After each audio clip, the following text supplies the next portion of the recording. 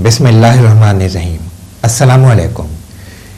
नाज़रीन, ज़माने हाजिर में कायद आज़म मोहम्मद अली जिन्ना की शख्सियत इस एतबार से बेनज़ीर है कि उन्होंने महज अपने तदब्बुर, फ़हम फ़रासत, अक्ल व दानिश, मेहनत, लगन और मुस्तकिल मिजाजी से काम लेकर खून का एक कतरा बहाए बगैर भी इस दुनिया में एक नई और आज़ाद मुस्लिम रियासत पाकिस्तान के नाम से कायम की,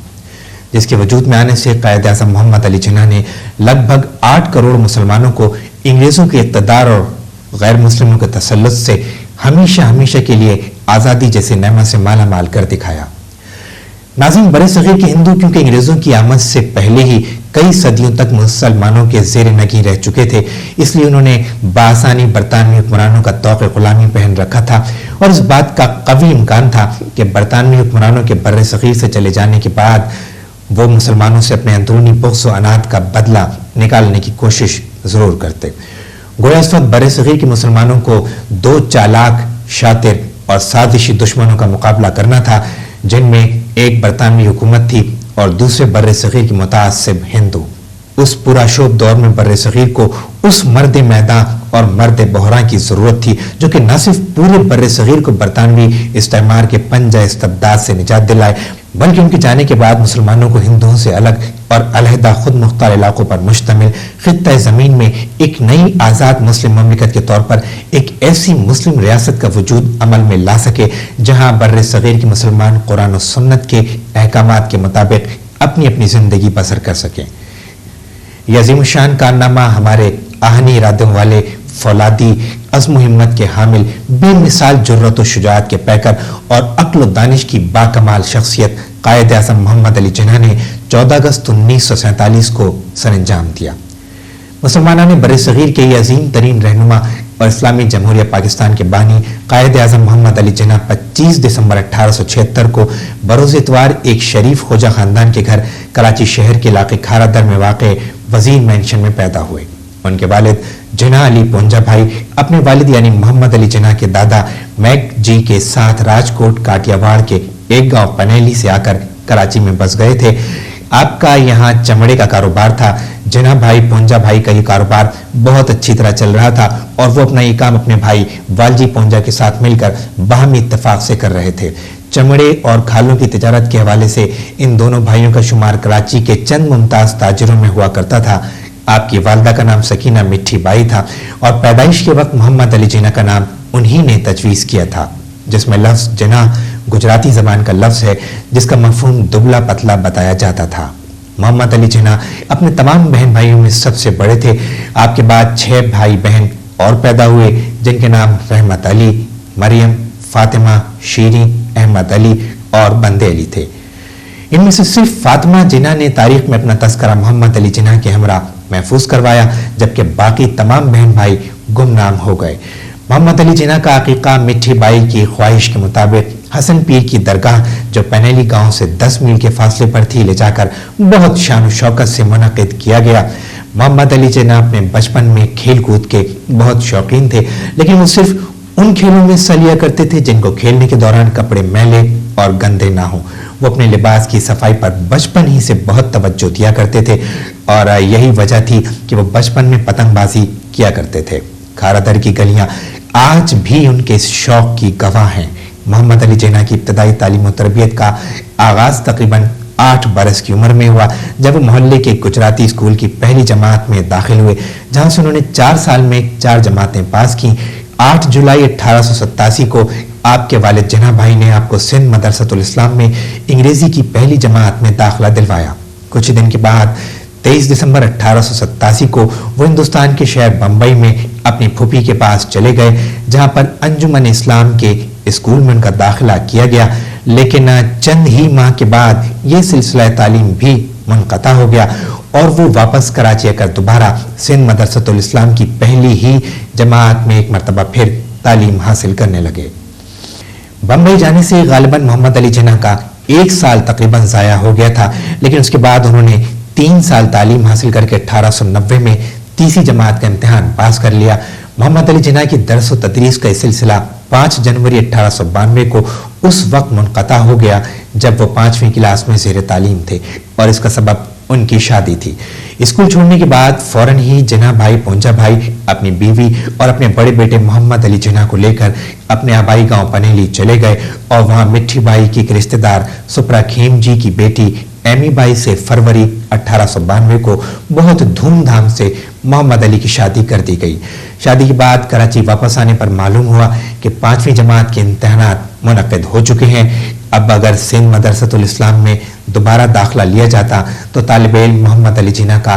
1 سال مزید ضائع ہو جاتا۔ چنانچہ چرچ مشن اسکول میں داخلے کے لیے محمد علی جناح نے ایک امتحان پاس کرنے کے بعد یہاں 6ٹھی کلاس میں داخلہ حاصل کر لیا، لیکن ان کو امتحان دینے کا موقع نہ مل سکا کیونکہ آپ کی غیر معمولی صلاحیتوں اور قابلیت نے آپ کے والدین اور رشتہ داروں کو اتنا متاثر کر لیا تھا کہ وہ سب آپ کو اعلیٰ تعلیم کے حصول کی غرض سے برطانیہ بھیجنے کے خواہاں تھے تاکہ آپ وہاں جا کر قانون کی اعلیٰ تعلیم حاصل کر سکیں۔ 31 اکتوبر 1892 کو محمد علی جناح نے برطانیہ جانے کے لیے اسکول چھوڑ دیا اور بحری جہاز کے راستے آپ حصول تعلیم کے لیے لندن پہنچ گئے۔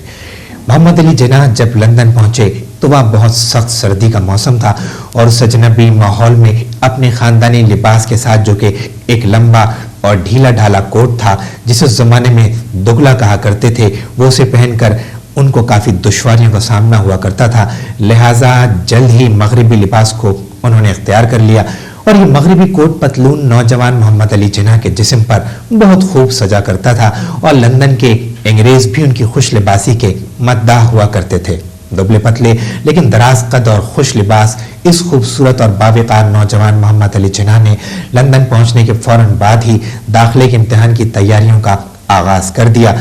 آپ نے امتحان 1 ہی سال میں پاس کر لیا، اور قانون کی اعلیٰ تعلیم کے حصول کے لیے دیگر اداروں کو نظر انداز کر کے مشہور تعلیمی ادارے لنکنز ان میں محض اس لیے داخلہ لینے کو ترجیح دی کہ اس ادارے کے بڑے ہال میں ان ہستیوں کے نام تحریر تھے جنہوں نے بنی نوع انسان کو قاعدے، قوانین اور تہذیب دی اور سکھائی ہے، اور اس فہرست میں سب سے زیادہ نمایاں اور معتبر نام اسلام کے آخری پیغمبر حضرت محمد مصطفیٰ صلی اللہ علیہ وآلہ وسلم کا بھی تھا۔ لنکنز ان میں داخلے کا امتحان محمد علی جناح نے 31 مئی 1893 کو پاس کیا، اور 5 جون سے باقاعدہ درس و تدریس کا آغاز ہوا۔ لندن میں حصول تعلیم کے دوران محمد علی جناح کی والدہ مٹھی بائی اور رفیقہ حیات ایمی بائی کا ہندوستان میں انتقال ہو گیا، جس کا ان کو بے حد صدمہ پہنچا تھا۔ اس زمانے میں محمد علی جناح کے والد کو کاروبار میں بھی بہت زیادہ نقصانات کا سامنا کرنا پڑا، لیکن ان تمام نامساعد حالات کے باوجود محمد علی جناح بڑی مستقل مزاجی کے ساتھ حصول تعلیم میں مشغول رہے، اور بالآخر انہوں نے قانون کی اعلیٰ تعلیم مکمل کر لی۔ 28 اپریل 1896 کو ان کے بار ایٹ لا ہونے کا اعلان کر دیا گیا۔ برطانیہ میں حصول تعلیم کے دوران ہی محمد علی جناح اپنے وطن بر صغیر کی سیاست میں دلچسپی لینے لگے تھے، اور آپ کو اس بات کا بخوبی اندازہ ہو چکا تھا کہ وکالت کے پیشے کے علاوہ سیاست میں کامیابی کے لیے ضروری ہے کہ انسان فن تقریر کا بھی ماہر ہو۔ چنانچہ وہ ایک ڈرامہ کلب کے رکن بن گئے تھے جس میں ولیم شیکسپیئر کے ڈراموں کی مشق ہوا کرتی تھی۔ محمد علی جناح کو کئی کرداروں کے مکالمے اپنی آخری عمر تک بخوبی یاد تھے، جن میں سے ایک رومیو کا کردار بھی تھا۔ 1940 میں جب ایک مرتبہ مہاتما گاندھی نے ان کو خط لکھا کہ میں آپ کو کس لقب سے یاد کروں، تو محمد علی جناح نے جواب میں ولیم شیکسپیئر کے الفاظ دہرا دیے اور کہا کہ نام میں کیا رکھا ہے، گلاب کو جس نام سے بھی پکارو اس کی خوشبو تو اتنی ہی دل فریب رہتی ہے۔ محمد علی جناح بیرسٹر بننے کے بعد ستمبر 1896 کے آخر میں بر صغیر واپس آ گئے تو کراچی کے کئی مشہور و معروف وکیلوں نے آپ کو ملازمت کی پیشکش کی، اور بہت سو نے تو ان کو اپنے ساتھ شامل کر لینا چاہا۔ کراچی شہر کے بڑے بڑے نامور قانون دانوں نے آپ کو بہت عزت اور قدر کی نگاہ سے دیکھا، اور بعض اداروں نے تو کافی کوشش کی کہ محمد علی جناح ان کے ہمراہ مل جل کر کام کریں، لیکن نوجوان بیرسٹر محمد علی جناح کو اندازہ ہو گیا تھا کہ کراچی کا ماحول ان کے ارادوں اور مقاصد کو پورا نہیں کر سکتا۔ اس زمانے میں کراچی صوبہ بمبئی کا ایک چھوٹا سا حصہ تھا اور پورے صوبے کی ہائی کورٹ بمبئی شہر میں تھی، لہٰذا محمد علی جناح نے فیصلہ کیا کہ وہ بمبئی جا کر اپنی باقاعدہ وکالت کا آغاز کریں۔ اسی زمانے میں کراچی کے ایک نامور قانون داں وال چند نے محمد علی جناح کو کراچی میں ہی رہ کر کام کرنے کی بہت ترغیب دی، لیکن آپ اس پر راضی نہ ہوئے اور آپ نے بعد میں وال چند کا جب بھی ذکر کیا تو بڑی محبت اور احترام سے اس کا نام لیا۔ بمبئی آنے کے بعد محمد علی جناح کو بہت سارے مسائل کا سامنا کرنا پڑا، مگر ارادے کی پختگی اور مستقل مزاجی سے کام لے کر آپ نے اپنی جد و جہد کا آغاز کر دیا۔ آپ کو اپنے اللہ پر بڑا بھروسہ تھا۔ وہ بمبئی میں چرن روڈ پر رہنے لگے اور ہائی کورٹ کے سامنے قلعے میں ایک معمولی سا دفتر قائم کر لیا تھا۔ گھر اور دفتر کا درمیانی فاصلہ تقریباً 3 میل کے قریب تھا، جہاں سے آپ صبح و شام پیدل آیا جایا کرتے۔ اگرچہ آپ کو اس عرصے میں کوئی مقدمہ نہ مل سکا، آپ قرض دار ہوتے چلے گئے، لیکن اس کے باوجود انہوں نے نہ تو دفتر جانا چھوڑا اور نہ ہی واپس کراچی جانے کا ارادہ کیا۔ محمد علی جناح کو ان کے دوست نے سرکاری وکیل میک فرسن کے دفتر میں کاغذات پڑھنے کی اجازت دلوا دی، اور یہ ایک ایسا اعزاز تھا جو کہ کسی بھی ہندوستانی کو پہلی مرتبہ حاصل ہوا تھا۔ لیکن اس طرح محمد علی جناح کا نام قانون دانوں کے درمیان مشہور ہو گیا۔ سال 1900 میں بمبئی میں درجہ سوئم کی پریزیڈنسی مجسٹریٹ فیروز ہوشنگ دستور 3 ماہ کی رخصت پر چلے گئے تھے، تو ان کی عدم موجودگی میں اعلیٰ مجسٹریٹ سر چارلس اولیونٹ نے محمد علی جناح کی ذہانت و قابلیت اور خود اعتمادی کو مد نظر رکھتے ہوئے سرکاری وکیل میک فرسن کے حوالے سے محمد علی جناح کو درجہ سوئم کے مجسٹریٹ کے طور پر مقرر کر دیا۔ اس 3 ماہ کی ملازمت کے دوران ایک واقعہ ایسا پیش آیا کہ جس نے عدالت اور قانون دانوں کے حلقے میں کھلبلی مچا دی۔ ایک مقدمے میں پولیس نے ایک ریاست کے سربراہ کو ملزموں میں شامل کر لیا تھا۔ عدالت کی پیشی میں اس رئیس کا جب کوئی جرم ثابت نہ ہو سکا تو محمد علی جناح نے پولیس کی بڑی سخت مذمت کی، اور اگرچہ پولیس کا شعبہ حکومت کا ایک حصہ ضرور تھا، لیکن اس کے باوجود آپ نے جرأت اور ہمت سے کام لے کر عدل و انصاف کے مطابق فیصلہ کیا، جس کے بعد قانون کے حلقوں میں آپ کی انصاف پسندی اور جرأت و دیانتداری کو بڑے واضح طور پہ محسوس کیا جانے لگا۔ 3 مہینے بعد فیروز ہوشنگ دستور تو واپس آ گئے، مگر ان کی جگہ پر ایک اور انگریز مجسٹریٹ سینڈر سیلیٹر چھٹی پر چلے گئے، اور اس طرح بحیثیت درجہ سوئم کے مجسٹریٹ محمد علی جناح کی تقرری میں 3 ماہ کے لیے مزید اضافہ کر دیا گیا۔ پریزیڈنسی مجسٹریٹ کی حیثیت میں 6 ماہ کی ملازمت میں محمد علی جناح نے اپنا تمام قرضہ چکا دیا، بلکہ اسی کے ساتھ ساتھ آپ نے کچھ رقم بچا بھی لی تھی، جس کی مدد سے انہوں نے دوبارہ ایک مرتبہ پھر اپنی وکالت کا باقاعدہ آغاز کر دیا۔ محمد علی جناح کی دیانتداری اور اصول پسندی کی سبھی تعریف کیا کرتے تھے، یہاں تک کہ ان کے دشمن بھی۔ ایک مرتبہ مسٹر ٹیٹنس نے، جو مراٹھی زبان کے اخبار کیسری کے ایڈیٹر تھے، محمد علی جناح کو بہت زیادہ برا بھلا کہا۔ جب ان سے پوچھا گیا کہ آخر آپ کو ان سے کیا شکایت ہے، تو انہوں نے کہا کہ مجھے اس بات پر غصہ آتا ہے کہ اس شخص کی کوئی قیمت نہیں اور یہ بک نہیں سکتا۔ جب ان سے کہا گیا کہ یہ بات تو فخر اور ناز کرنے کی ہے کہ ہندوستان میں نہ بکنے والے لوگ موجود ہیں، تو وہ کہنے لگے کہ ایسے لوگ ہیں کہاں، صرف ایک ہی تو ہے۔ پھر انہوں نے ایک سرد آہ بھری اور کہا کہ میں ناز ہی نہیں کرتا، بلکہ میں تو اس شخص کی پرستش کرتا ہوں۔ کاش ہم ہندوؤں میں بھی کوئی ایک آدھ جناح ہی پیدا ہو جائے تو ہمارے ملک کو آزادی حاصل کرنے میں کوئی دیر نہ لگے۔ ناظرین، جب دوسری روز یہ واقعہ محمد علی جناح کو بتایا گیا تو انہوں نے صرف اتنا کہا کہ میں مسٹر ٹیٹنس کا ممنون ہوں، اور اتنا کہہ کر محمد علی جناح نے بات کاٹ دی۔ دراصل یہ ایک بڑی دلچسپ بات ہے، مگر یہ ایک سچائی ہے کہ محمد علی جناح اپنی تعریف سننا پسند نہیں کیا کرتے تھے۔ محمد علی جناح کی سیاسی زندگی کا آغاز اس وقت ہوا جب 1905 میں وہ دادا بھائی نورو جی کے پرائیویٹ سیکریٹری مقرر ہوئے، اور اسی حیثیت سے آل انڈیا کانگریس کے سالانہ اجلاس میں، جو کہ کلکتہ میں منعقد ہوا تھا، آپ نے بھی شرکت کی۔ اور یہ وہ دور تھا جبکہ بر صغیر میں برطانوی نمونے کی جمہوریت کا آغاز ہو رہا تھا۔ برطانوی حکومت کی جانب سے بر صغیر کے باشندوں کو بتدریج آئینی اصلاحات فراہم کی جانے لگی تھیں۔ برطانوی حکومت نے ہندوستان کے آئین میں اصلاحات کے لیے 1909 میں مرکزی قانون ساز اسمبلی کے انتخابات منعقد کیے۔ بمبئی میں محمد علی جناح बिला मुकाबला मुंतखब कर लिए गए। मोहम्मद अली जिन्ना इस मजलिस के 6 बरस तक रुकन रहे और इस अरसे में उन्होंने अपनी काबिलियत, दलाइल, मेहनत, अक्ल दानिश और कानूनी महारत का ऐसा सबूत दिया कि उनकी धाक हर जानिब बैठ गई। उन्होंने एक तरफ तो मुसलमानों के फायदे के लिए कई कवानीन मंजूर करवाए और दूसरी तरफ आईन में इस्लाहात के लिए भी जिद्दोजहद करते रहे। और ये शर्फ भी सिर्फ मोहम्मद अली जिन्ना ही को हासिल था कि वो न सिर्फ कांग्रेस के मेंबर थे बल्कि ऑल इंडिया मुस्लिम लीग के भी मेंबर थे। आप ही की तजवीज़ पर 1915 में कांग्रेस और ऑल इंडिया मुस्लिम लीग के सालाना जलसे इकट्ठे एक साथ मुनक़िद किए गए। अगले साल 1916 में लखनऊ के मकाम पर कांग्रेस और ऑल इंडिया मुस्लिम लीग का इजलास हुआ, जहां हिंदू मुस्लिम इत्तेहाद के लिए मिसाक़ लखनऊ का मुआहिदा तय किया गया। इस मुआहिदे को तय करने पर हिंदू लीडर गोपाल कृष्ण गोखले ने मोहम्मद अली जिन्ना को हिंदू मुस्लिम इत्तेहाद का सफीर करार दिया। 1916 ही में आपको एक मरतबा फिर बम्बई शहर के बासियों ने इत्तफाक़ राय से मरकजी मजलिस कानून साज का रुकन मुंतखब कर लिया। 1918 में बम्बई के गवर्नर वेलिंगटन के अपने ओहदे से फारिग होने पर अलविदाई जलसे को बम्बई के बाशिंदों ने मोहम्मद अली जिन्ना की रहनुमाई में नाकाम बना दिया, क्योंकि वो एक नापसंदीदा शख्स बन चुका था। और इस कामयाबी के बाद बम्बई की आबादी ने बहुत जोश खरोश से चंदा करके मोहम्मद अली जिन्ना के नाम पर एक इमारत तामीर की, जिसका नाम जिन्ना हॉल रख दिया गया। नाज़रीन, 1918 ही में मोहम्मद अली जिन्ना की मुलाकात बम्बई के एक मशहूर ताजिर सर डेंशा पेटिट की इकलौती बेटी रतन बाई से हो गई थी। और रतन बाई, जो कि अपनी खूबसूरती, खुश लिबासी और नफीस तबीयत की बिना पर बम्बई में बम्बई का गुलाब कहलाया करती थी, मिस रतन बाई ने अपने वालिदैन और पूरी पारसी बरादरी की मुखालफत के बावजूद कानूनन अपनी उम्र के 18 बरस पूरे होने तक इंतजार किया और फिर बाकायदा इस्लाम कबूल करके 8 अप्रैल 1918 को मोहम्मद अली जिन्ना के साथ इस्लामी तरीके से शादी कर ली।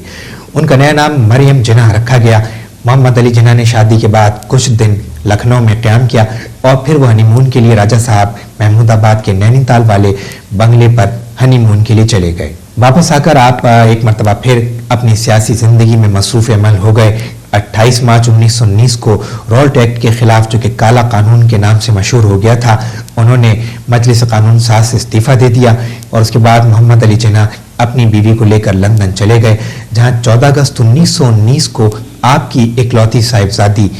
दीना पैदा हुई। बेटी की पैदाइश के बाद मोहम्मद अली जिन्ना ने कुछ अरसे के लिए अपनी घरेलू जिंदगी और अपनी वकालत में तवाज़ुन कायम रखा, लेकिन ये सिलसिला भी ज्यादा अरसे तक जारी न रह सका और 14 नवंबर 1923 को मोहम्मद अली जिन्ना बम्बई से एक मरतबा फिर मरकजी मजलिस कानून साज के बिला मुकाबला रुकन मुंतखब कर लिए गए। नाज़रीन, ये वो दौर था जब मोहम्मद अली जिन्ना की पूरी कोशिश थी कि किसी न किसी तरह हिंदू मुस्लिम इत्तेहाद न सिर्फ कायम हो जाए बल्कि बरकरार भी रह सके। 1926 में बम्बई के मुसलमानों ने एक मरतबा फिर उनको बिला मुकाबला मरकजी असेंबली का मेंबर मुंतखब कर लिया। आपने इस कामयाबी के बाद भी हिंदू मुस्लिम समझौते के लिए बड़े जी जान से अपनी जिद्दोजहद को जारी रखा। 1928 में साइमन कमीशन की मुखालफत के बाद पंडित मोतीलाल नेहरू की तजवीज़ करदा रिपोर्ट की इशाअत के बाद मोहम्मद अली जिन्ना को बहुत रंज और मायूसी का सामना हुआ और फिर उसके बाद आपने पहली मरतबा कहा कि अब हमारे और उनके रास्ते जुदा हो गए हैं। इस नेहरू रिपोर्ट के जवाब में मोहम्मद अली जिन्ना ने 1928 ही में अपने मशहूर 14 नुकात पेश किए, लेकिन ऑल इंडिया कांग्रेस ने इसकी कुछ परवाह नहीं की, जिसके नतीजे में हिंदू मुस्लिम इत्तेहाद का ख्वाब चिकनाचूर होकर रह गया। अगले ही साल के शुरू में मोहम्मद अली जिन्ना की अहलिया मोहतरमा मरियम की तबीयत बहुत ज़्यादा नासाज हो गई और फरवरी 1929 में उनका बम्बई शहर में इंतकाल हो गया। उनकी जमा मौत का मोहम्मद अली जिन्ना को बेहद सदमा पहुंचा था। मोहम्मद अली जिन्ना की अजीज़ अहलिया के इंतकाल के बाद 1929 में ही उनकी अजीज़ तरीन हमशीरा मोहतरमा फातिमा जिन्ना ने बम्बई में अब्दुर्रहमान स्ट्रीट पर वाक़ अपनी चलती हुई डेंटल क्लिनिक बंद कर दी और मुल्क मिल्लत की खिदमत में मसरूफ़ अपने सबसे बड़े भाई मोहम्मद अली जिन्ना की देखभाल, खिदमत और तक़वियत के लिए मुस्तकिल तौर पर उनके हमरा क़याम पज़ीर हो गईं। बरसग़ीर में उन दिनों कांग्रेस ने सिविल नाफरमानी का ऐलान कर रखा था, जिससे मोहम्मद अली जिन्ना को बिल्कुल भी इत्तफाक न था। 2 नवंबर 1930 को लंदन में मुनक़िद होने वाली पहली गोलमेज़ कॉन्फ्रेंस में शिरकत के लिए मोहम्मद अली जिन्ना अपनी अजीज़ हमशीरा मोहतरमा फातिमा जिन्ना के हमरा लंदन चले गए, जहां उन्होंने बहुत भरपूर तरीके से अपना किरदार ادا کیا۔ کانفرنس کے اختتام پر محمد علی جناح لندن ہی میں قیام پذیر ہو گئے۔ انہوں نے وہاں بحیثیت وکیل بھی کام کیا، لیکن آپ کی غیر حاضری میں اکتوبر 1934 میں بمبئی کے مسلمانوں نے آپ کو مرکزی اسمبلی کا ممبر منتخب کر لیا، اور اس طرح آپ کو مسلمان عوام اور خواص کے اصرار پر دوبارہ برصغیر آ کر اپنا سیاسی کردار ادا کرنا پڑ گیا۔ ناظرین، در حقیقت محمد علی جناح کی اس تقریباً 4 برس سے زیادہ کی عدم موجودگی نے برصغیر کے مسلمانوں، سیاستدانوں، رہنماؤں اور عوام کو اس حقیقت کا بخوبی احساس دلا دیا تھا کہ مجدار میں پھنسی مسلمانوں کی اس نیا کو محمد علی جناح کے سوا شاید کوئی اور رہنما بخیر و عافیت پہنچانے کی اہلیت و صلاحیت نہیں رکھتا۔ جبکہ محمد علی جناح اس عظیم الشان اور غیر معمولی کام کو سر انجام دینے کے لیے کئی خداداد صلاحیتیں رکھتے تھے، اللہ نے اپنی رحمت سے ان کو ایسا آہنی عزم و حوصلہ عطا کیا تھا جو کسی بھی مشکل اور رکاوٹ کی پرواہ نہ کرتے ہوئے انہیں اور ان کی قوم کو آگے لیے چلا جاتا تھا۔ وہ اپنے ارادوں پر بڑی مستقل مزاجی سے قائم رہتے۔ محمد علی جناح کی باکمال شخصیت نے پوری ملت اسلامیہ کے اندر ایک نئی روح اور ولولہ پیدا کر دیا، اور ہر فرد کے دل میں حصول پاکستان کے لیے بہت گہرا جوش و جذبہ اور خلوص پیدا کر دیا تھا۔ ناظرین، ہم اس موقع پر آپ کو یہ ضرور بتائیں گے کہ محمد علی جناح کے لیے سب سے پہلے قائد اعظم کے الفاظ کس نے استعمال کیے۔ محمد علی جناح کی قائدانہ مدبرانہ صلاحیتوں کو دیکھتے ہوئے سب سے پہلے مرحوم مولوی مظہر الدین نے 1938 کو اخبار علمان میں محمد علی جناح کو قائد اعظم قرار دیا۔ محمد علی جناح کی شخصیت پر یہ الفاظ بہت جچنے لگے۔ برصغیر کے مسلمانوں کو یہ خطاب بےحد پسند آیا۔ ان کی غیر معمولی قائدانہ صلاحیتوں کو دیکھتے ہوئے یہ خطاب عوام اور خواص میں بےحد مقبول ہو گیا، حتیٰ کہ پٹنہ میں منعقد ہونے والے 1938 کے اجلاس میں محمد علی جناح کے لیے سب سے پہلے نعرہ قائد اعظم کہہ کر میاں فیروز الدین نے بر صغیر کی تاریخ میں اپنا نام ہمیشہ ہمیشہ کے لیے محفوظ کر دیا۔ اسی طرح خواتین میں سب سے پہلے باقاعدہ قائد اعظم کہہ کر بیگم نور الصبا نے یہ اعزاز اپنے نام کروا لیا۔ 23 مارچ 1940 کو لاہور کا سالانہ اجلاس بابائے قوم قائد اعظم محمد علی جناح کی زیر صدارت منعقد ہوا، جس میں قائد اعظم نے 2 قومی نظریے کی پوری طرح وضاحت کی اور کہا کہ قومیت کی ہر تعریف کی روح سے مسلمان ایک علیحدہ قوم ہے، اور اسی لیے ان کے پاس اپنا قومی وطن، اپنا ملک اور اپنی ریاست کا ہونا لازمی ہے۔ اس اجلاس میں نواب بہادر یار جنگ نے بھی تائید و حمایت میں اپنی فصاحت و بلاغت کے بیش قیمت جوہر دکھلائے۔ لہٰذا بالآخر 23 مارچ 1940 کے روز ایک کھلے اجلاس میں بنگال سے تعلق رکھنے والے متحدہ بنگال کے وزیر اعلیٰ اور بنگال کے پہلے مسلم گریجویٹ فرد، جنہیں مسلمانہ نے برصغیر پیار سے شیر بنگال بھی کہا کرتے تھے، مولوی ابوالقاسم فضل الحق مرحوم نے وہ مشہور تاریخی قرارداد پیش کی جس میں ہندوستان کے شمال مغرب اور شمال مشرق میں واقع مسلم اکثریتی علاقوں کو انگریزوں کے تسلط سے آزادی اور علیحدہ خود مختار مسلم ریاست کے قیام کا مطالبہ کیا گیا تھا۔ اس قرارداد میں یہ بھی طے کیا گیا کہ باقی ماندہ بچے کچھ ہندوستان کے مسلمانوں کو ہندو اکثریتی علاقوں میں ان کے مذہبی، ثقافتی، انتظامی، معاشی، سیاسی، تہذیبی اور دیگر تمام تسلیم شدہ بین الاقوامی حقوق و مفادات کی حفاظت کے لیے مؤثر تحفظات و اقدامات اور بندوبست فراہم کیے جائیں۔ اس قرارداد کی تائید و حمایت میں سب سے پہلے مسلم لیگ کے ایک سرگرم رہنما چودھری خلیق الزمان نے کی، اس کے بعد اس قرارداد کو متفقہ طور پر منظور کر لیا گیا۔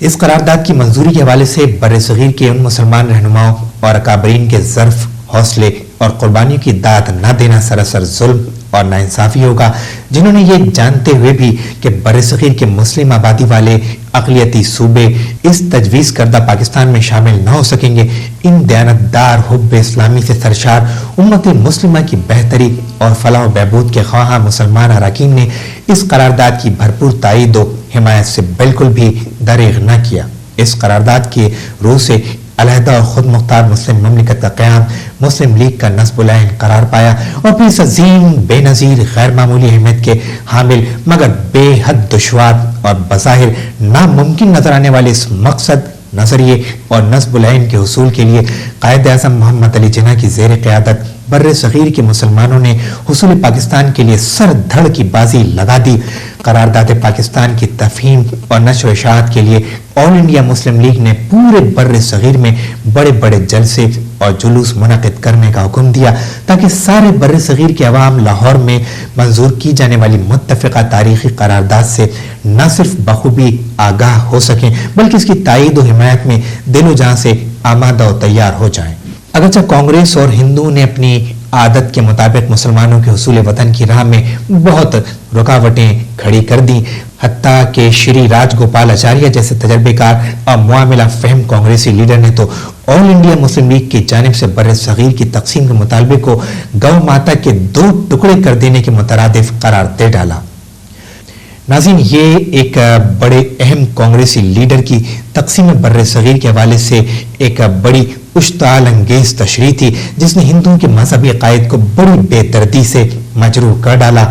कांग्रेस के एक और बड़े लीडर महात्मा गांधी ने भी तकसीम हिंद के मुतालबे को मुस्तरद कर दिया और इस राह में बहुत सी रुकावटें खड़ी करने लगे। उधर कायद-ए-आज़म मोहम्मद अली जिन्ना ने ऑल इंडिया मुस्लिम लीग की नज़्मुल ऐन की मजीद नशर व इशाअत के लिए बम्बई से एक वफ्द का ऐलान किया जिसमें राजा साहब महमूदाबाद, राजा साहब पीरपुर, सर करीम भाई इब्राहिम, मिर्जा अबुल हसन इस्फहानी, मौलाना जमाल मियाँ और सिद्दीक अली खान काबिल ज़िक्र हैं। इस वफ्द ने मुख्तलिफ सूबों का दौरा करके मुसलमानों के लिए एक नए खित्ते ज़मीन के उसूल की अफादियत और अहमियत और ज़रूरत का पैगाम घर घर पहुंचाया। इसी के साथ साथ कांग्रेस के रहनुमाओं ने मुसलमानों के इस मुतालबे की मुखालफत और मुज़ाहिमत में अपना दिन रात एक कर दिया। बरतानवी अखबारात, हिंदू और कांग्रेसी अखबारात और लीडरान भी इस 23 मार्च 1940 की करारदाद लाहौर को करारदाद पाकिस्तान के नाम से तहरीर बयान करने लगे। उन्होंने एक तवील नाम शुमाल मगरबी और शुमाल मशरक़ी इलाके की बजाय इसे मुख्तसरन पाकिस्तान कहकर शदीद तनकीद, मुखालफत और बुग़्ज़-ओ-नाद का निशाना बनाया। बाबाए कौम कायद-ए-आज़म मोहम्मद अली जिन्ना को इनाम इस कदर पसंद आया कि उन्हें कहना पड़ा कि अब इस दुनिया की कोई भी ताकत पाकिस्तान के क़याम की राह में रुकावट नहीं बन सकती और बिलाखिर अल्लाह रब्बुल इज़्ज़त की रहमत और पूरी मुसलमान कौम की जिद्दोजहद, कुर्बानियों और जहद मुसलसल के बाद ऑल इंडिया मुस्लिम लीग के रहनुमाओं और बाबाए कौम कायद-ए-आज़म मोहम्मद अली जिन्ना की गैर मामूली मुतब्बराना क़यादत के परचम तले अंग्रेज़ों के अलावा हिंदुओं को भी मुसलमानों के आगे हथियार डालने पड़े और तब जाकर रमज़ानुल मुबारक की 27वीं बाबरकत शब को हमें आज़ादी जैसी अजीम और अनमोल नेमत नसीब हुई। इस तरह 14 अगस्त 1947 को कुर्रे अर्ज़ के नक्शे पर दुनिया की सबसे बड़ी इस्लामी ममलिकत पाकिस्तान का ज़हूर हुआ। पाकिस्तानी कौम हर साल कायद-ए-आज़म मोहम्मद अली जिन्ना का यौम पैदाइश 25 दिसंबर को निहायत शान और शौकत से मनाती है। इस रोज़ आम तातील होती है। तमाम बड़ी बड़ी सरकारी और गैर सरकारी इमारतों पर पाकिस्तान का कौमी परचम लहराया जाता है। शहरों के अहम और मारूफ मकामात पर चराहा होता है। मुल्क और कौम के अकाबरीन, गैर सरकारी हुक्काम और हुकूमती सियासी सरबराहान कायद-ए-आज़म मोहम्मद अली जिन्ना के मज़ार पर हाज़िरी देकर फातिहा ख्वानी करते हैं और इस तरह इस अजीम कारनामे को खराज तहसीन पेश किया जाता है। 25 दिसंबर को मज़ार कायद पर अवाम व ख़वास का हुजूम इस दिन की याद में जमा होकर अपने मुल्क और कौम की सालमियत, तहफ़्फ़ुज़ और खुशहाली के अहद की तजदीद करते हैं। इसमें कुछ शक नहीं कि हम लोग यौम आज़ादी, यौम पाकिस्तान और कायद-ए-आज़म मोहम्मद अली जिन्ना का यौम पैदाइश बहुत जोश व खरोश, वलवले और शानदार तरीके से मनाते हैं।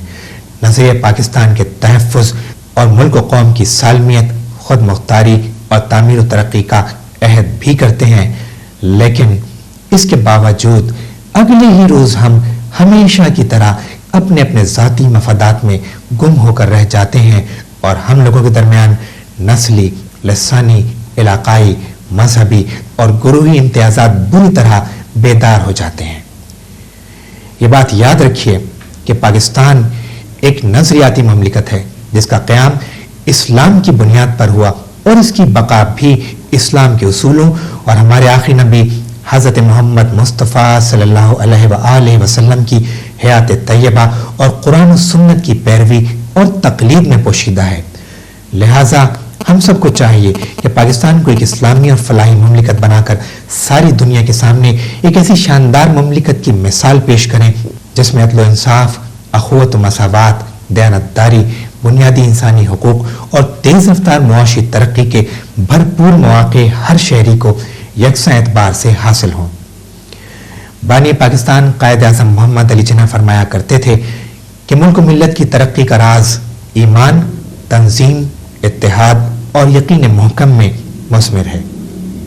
میرے عزیز ہم وطنوں، مجھے آج بھی اس بات کا بھرپور یقین ہے کہ اگر ہم بابائے قوم قائد اعظم محمد علی جناح کے متعین کردہ ان بنیادی اصولوں پر دیانتداری سے عمل پیرا ہو جائیں تو دنیا کی کوئی بھی طاقت اہل پاکستان کی تعمیر و ترقی کی راہ میں کبھی حائل نہ ہو سکے گی، اور بین الاقوامی برادری میں پاکستان کا شمار صف اول کے ترقی یافتہ، خود مختار، مستحکم اور فلاحی ممالک میں سب سے زیادہ نمایاں اور روشن و تابناک ہو سکے گا۔ ناظرین، آئیے آج 25 دسمبر کے دن ہم سب لوگ مل جل کر اپنے محبوب وطن اسلامی جمہوریہ پاکستان کی تعمیر و ترقی کا دل و جان سے عہد کریں اور نہایت دیانتداری اور اخلاص نیت سے اپنے وطن پاکستان کے استحکام، سالمیت اور معاشی ترقی کی راہ میں کسی بھی قربانی سے ہرگز دریغ نہ کرنے کا عہد کریں۔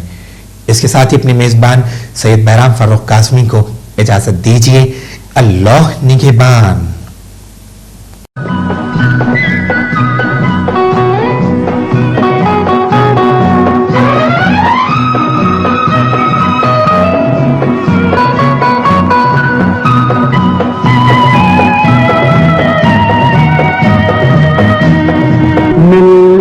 کا پاسباں ہے محمد علی جناح، محمد علی جناح۔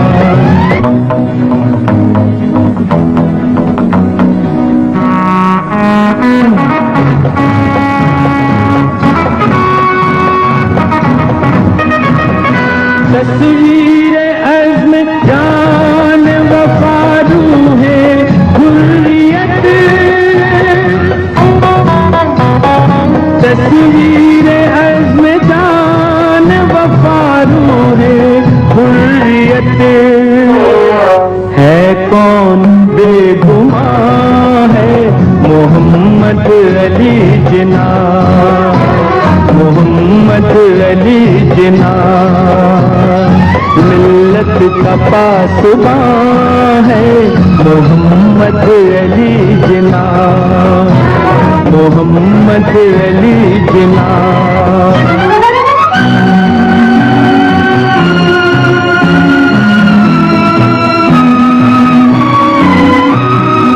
لگتا ہے ٹھیک جا کے نشانے پہ اس کا تیر، لگتا ہے ٹھیک جا کے نشانے پہ اس کا تیر،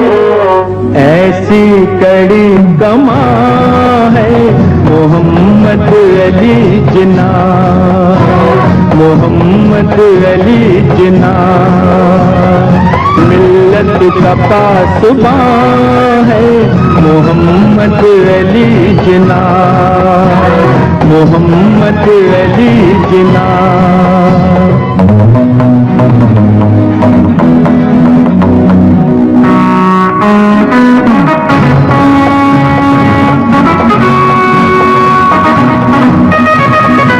ملت ہوئی ہے زندہ پھر اس کی پکار سے، ملت ہوئی ہے زندہ پھر اس کی پکار سے، تقدیر کی اذان ہے محمد علی جناح، محمد علی جناح۔ ملت کا پاسباں ہے محمد علی جناح،